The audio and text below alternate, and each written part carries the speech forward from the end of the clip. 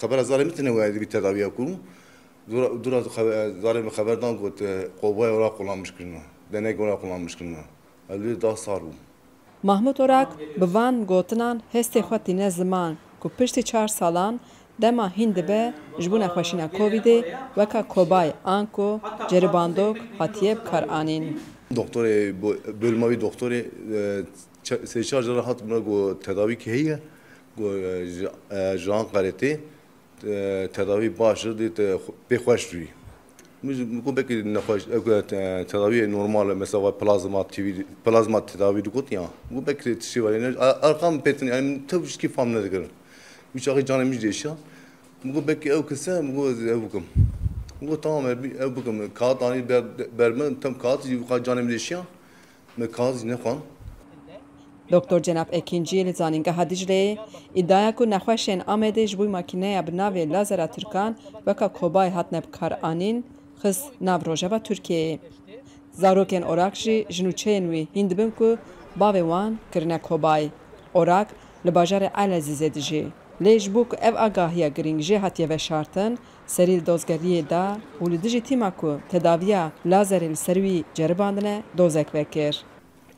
Heşat serimi ذكر سينغامو وكذا ديشيا وشما شكل دغو نورمال دغو تداوي اوكرن حتى سينغاتش اوك كذا واتشونه لكن اوكر بيزك بيرسونel يعني كسنه ما bir personel نقاشخانه ايدنا قدر كتم شو تو الناس كات كي سر بيشتي خودش تو نقا بلا قندنا مذكر كات كي اوكر مثلا كات كي يازي كنت في كاتا بوخينا فانا سباس بكمج ورا yani خوش کنم yani tedavi baş bir buna bir spas yani o kağıt yazı ki o kağıda konjura o kağıda konjunda dura o mesela o kam testimi ge pozitif ge negatif zatkaten Orak de hefeyvina taybet de ji deng Amerikayê ra da zanîn ku piştî tedaviya lazerê demek dirêj vîrusa Covidê di xwîna wî de hebûna xwe domandiye.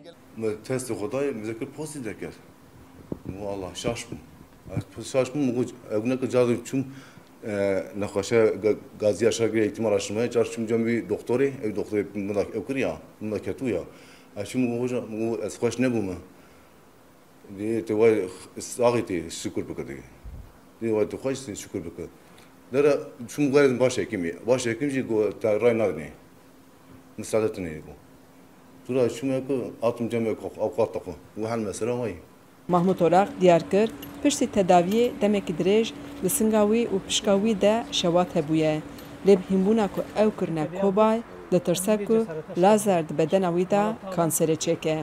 Ji vê şunda jî ew bela jî tedavî acaba canê me de ew nexweşkî derkeve neke mesela kanser xwedê neke me tê serê me re alî acaba bela wî işinê acaba kanser bom ne bom.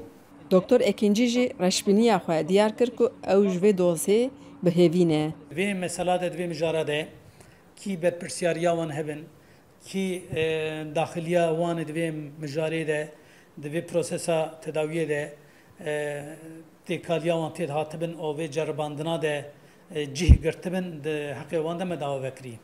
Lê ew ji rêxistinên sivîl ên Amedê bigazince ku çima bêdengin. Hêja gotiye ku li hember vê îdayê heta niha ji karibidestekê dewletê û Wezareta Saxlemiyê daxuyanî nehatiye dayîn û hewildanên dengê Amerîka ên ji bo wergirtina bersivekê jî bê encam ma. Xecî Can Farqên, Deng Amerîka, Amed.